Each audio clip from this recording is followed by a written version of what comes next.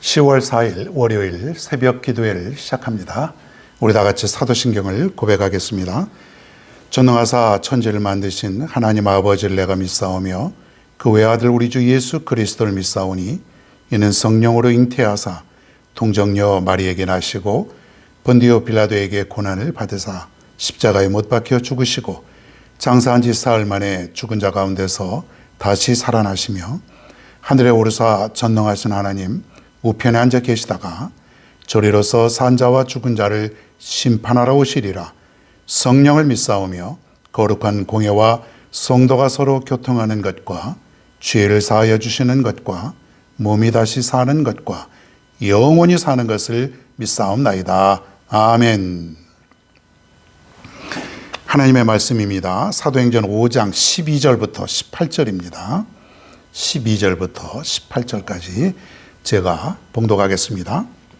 사도들의 손을 통하여 민간의 표적과 기사가 많이 일어나매 믿는 사람이 다 마음을 같이하여 솔로몬 행각에 모이고 그 나머지는 감히 그들과 상종하는 사람이 없으나 백성이 칭송하더라.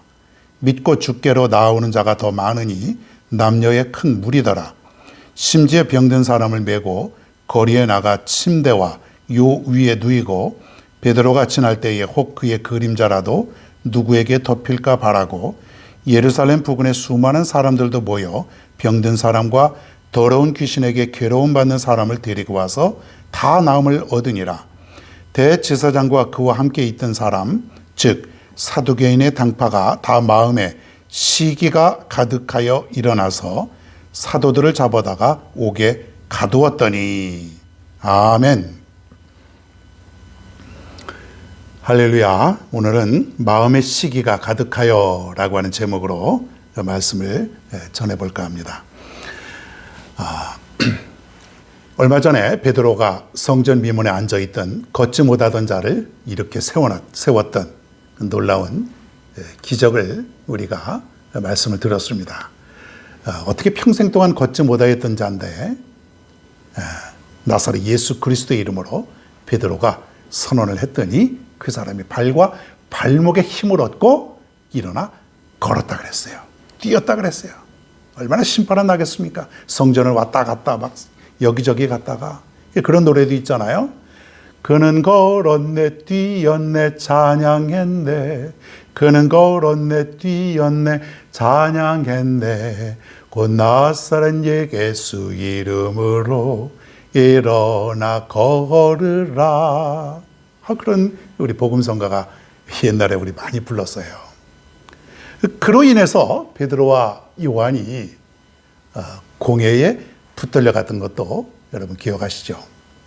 자, 그런데 특별한 잘못이 없음을 저들이 깨닫고 그리고 너무나 그 베드로와 요한이 담대하게 말하고 그리고 옆에 그 못 걷다가 걷게 된 그 사람이 그냥 멀쩡하게 서 있는 그 확실한 증거를 보고서는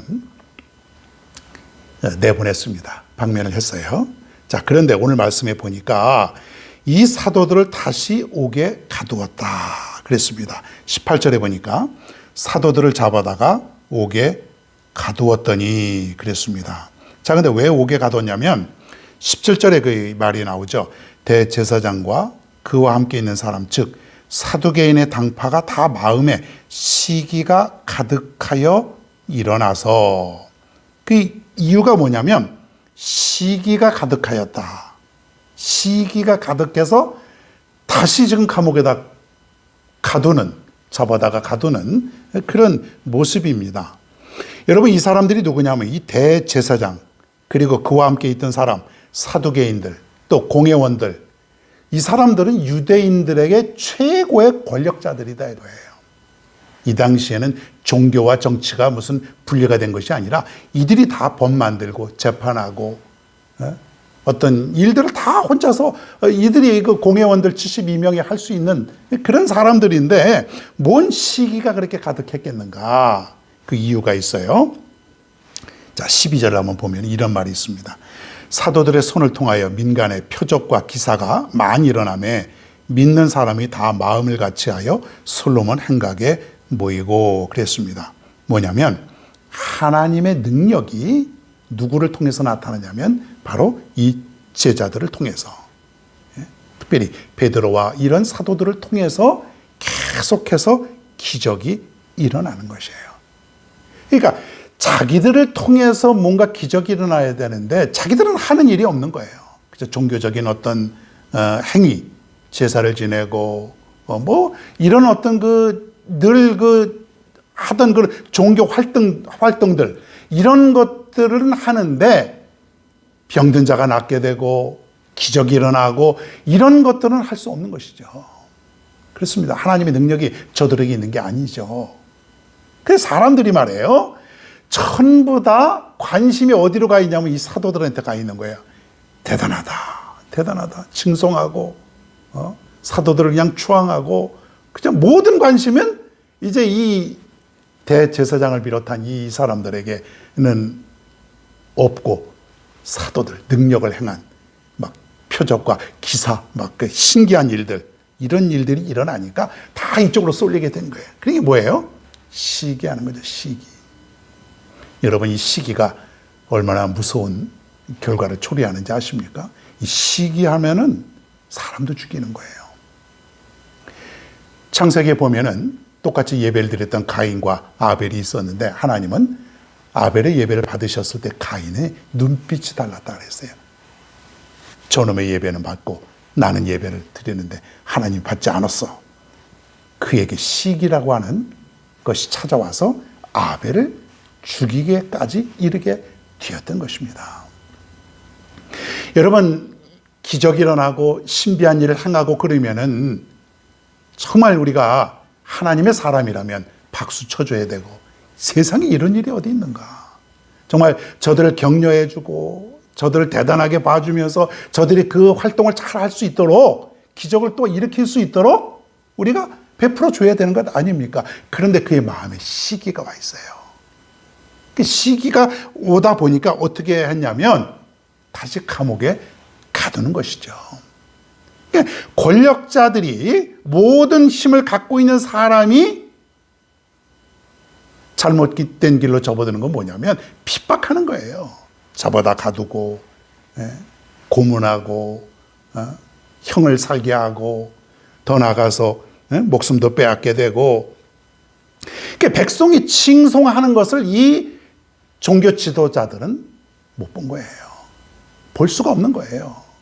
야, 우리들이 이러한 영광을 받아야 되고 우리들이 이것을 다 누려야 되는데 저 보잘것없는 사람들이 정말로 무식하고 자기들이 업신여겼던 그런 사람들이 칭송을 받고 기적을 행하니 속이 뒤틀려도 한참 뒤틀려 가는 것 아닙니까? 이 사도들의 권위가 지금 엄청 높아진 거예요. 15절에 보니까 이런 일도 있네요. 한번 읽어봅니다. 제가 심지어 병든 사람을 메고 거리에 나가 침대와 요 위에 누이고 베드로가 지날 때에 혹 그의 그림자라도 누구에게 덮일까 바라고.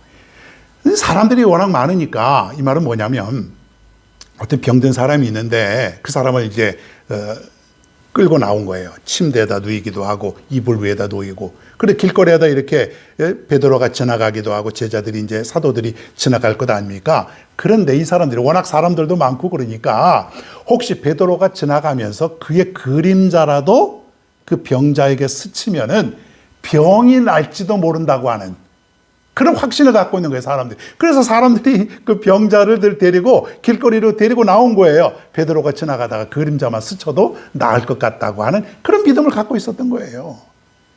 보통 대단한 게 아니죠, 여러분. 그냥 손에 안수하는 것도 아니고 그림자만 스쳐도 나을 것 같은 그러한 믿음을 사람들이 갖고 있었고 사도들의 권위가 얼마나 대단했겠냐 이거예요. 사랑하는 여러분, 오늘 이 말씀을 듣는 여러분에게도 이러한 영적인 능력을 갖게 되길 간절히 축원합니다.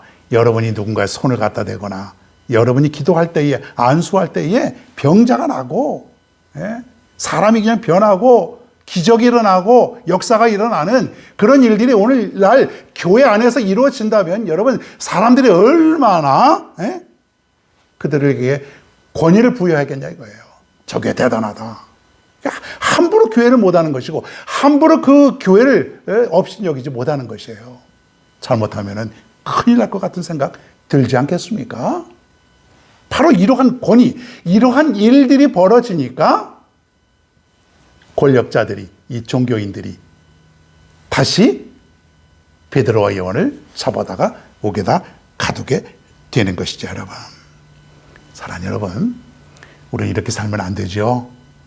이 사람들은 신앙인이 아니고 종교인이에요, 종교인. 그리고 겉모습만 있고 속에 어떤 영적인 권위는 전혀 없는 그런 사람들이에요. 하나님이 인정하시지 않고 하나님이 이들을 통해서 역사하지 않겠죠. 베드로와 요한은 비록 보잘것없고 나약한 사람들 같으나 하나님이 함께 하셨던, 성령이 강하게 역사하는 그러한 사람들 아니었습니까? 그러니 거기에 기적이 일어나고 거기에 상상할 수 없는 놀라운 일들이 일어나는 것이에요. 오늘 이 시간 믿음 생활을 하는 우리에게도 이러한 일이 일어나면 얼마나 귀하고 복된 일입니까? 여러분, 우리 마음속에 혹시 신앙생활 하다가 누가 잘하고 누가 칭송을 받고 대접을 받으면 시기하는 마음을 가지면 안 됩니다. 시기하는 마음은 사단이 나를 자꾸 역사해서 하나님과 멀어져 가게 하고 교회를 어려움에 빠뜨리게 만들려고 하는 사단의 계략이라고 하는 것이죠. 기도하셔야 됩니다. 이때 내가 나약해지지 않고 바로 깨닫고 하나님께 기도하여서 하나님, 내 이 시련을, 이 시험을 이길 수 있게 해달라고 하나님 앞에 기도하는 수밖에 없습니다. 우리는 저희 날 종교 지도자들과 같은 그러한 사람들이 아니라 오히려 축복해주고 사랑해주고 박수 쳐주는 그런 사람들이 되어야 될 줄로 믿습니다. 교회는 바로 이런 곳이에요. 이런 교회가 하나님 나라를 위해서 변화시키고 강하게 성령이 역사하는 교회입니다. 우리 모두 이러한 교회를 위해서 열심히 기도하고 열심히 헌신하며 살아갈 수 있는 저와 여러분 모두가 다 되기를 간절히 바랍니다. 오늘의 찬양입니다. 사랑하며 섬기겠어요. 함께 귀한 은혜 나누시길 바랍니다.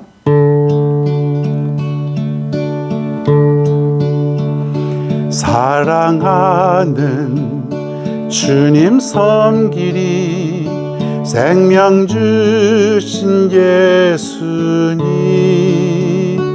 버려진 날 찾아오셔서 내게 생명 주셨네. 찢긴 내 맘과 삶에 갈보리 건덕에 흘린 피로 생명 주신 예수님, 나 영원히 섬기리.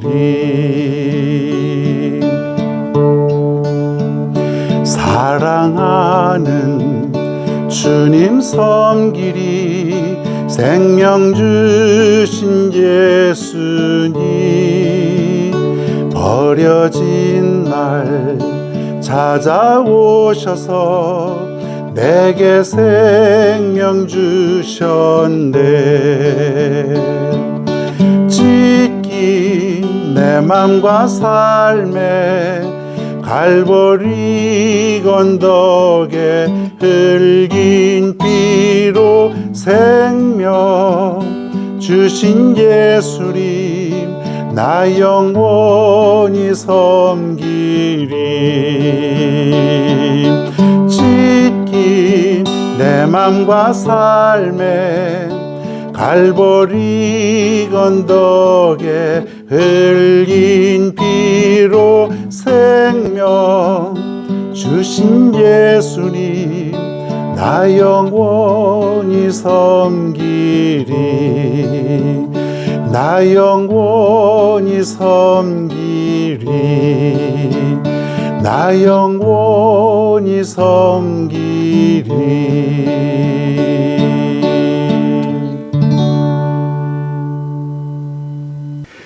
오늘 이 시간 우리 다 함께 기도하는 시간입니다. 특별히 앞에 있는 기도의 제목과 더불어서 내 마음속에 시기를 물리쳐달라고, 절대로 시기하지 않도록 해달라고 기도합니다. 할렐루야. 고맙고 감사하신 아버지 하나님, 오늘 이 아침에도 우리에게 귀한 시간을 주시고 하루의 시간을 허락하여 주셔서 이렇게 하나님 앞에 예배하고 또 말씀 듣고 그리고 기도할 수 있도록 은혜 주심을 진심으로 감사를 드리옵나이다. 하나님, 특별히 오늘 우리가 함께 기도할 제목은 우리의 마음속에 시기를 물리쳐 주시기를 간절히 원하옵나이다. 사람이 살면서 시기가 가득할 때가 너무나 많습니다. 다른 사람이 잘하고 다른 사람이 잘 나가는 것을 보지 못하고 오히려 내가 시기가 가득하여 많은 것을 그르칠 때가 많습니다. 우리는 다른 사람이 잘하고 열심히 하면 박수 쳐주고 환영하고 축복해주고 사랑해줄 수 있는 그런 아름다운 그리스도의 마음을 갖고 살아갈 수 있도록 하나님이여 인도하여 주옵소서. 우리 교회가, 우리 모든 성도님들이 이 시기를 다 버릴 수 있도록 하나님이여 인도하여 주시옵소서. 오직의 성령의 충만함을 갖고 살아갈 수 있도록 인도하여 주시옵소서. 오늘도 사랑하는 우리 교회를 지켜주시고 저들의 가정을 지켜주시고 오늘도 저들의 사업과 저들의 직장과 학교와 모든 일들을 우리 하나님께서 인도하여 주시고 지켜 인도하여 주시옵소서. 우리는 오직 하나님만 의지합니다. 하나님만 믿고 살아갑니다. 하나님만 믿고 살아갈 때에 승리하게 될 줄로 믿사오니 오늘 하루도 하나님께서 지켜주시고 인도하여 주시옵소서. 하나님 아버지, 오늘도 이렇게 하루를 출발합니다. 오늘도 결산할 때에 기쁨으로 돌아오게 하시고 감사로 돌아올 수 있는 아름다운 결실 맺게 인도하여 주시옵소서. 오늘도 아무 염려하지 말고 오직 하나님만 믿고 모든 것을 다 맡기고 살아갈 수 있는 복된 하루가 되게 하여 주시옵소서. 감사드리며 예수님의 이름으로 기도하옵나이다. 아멘.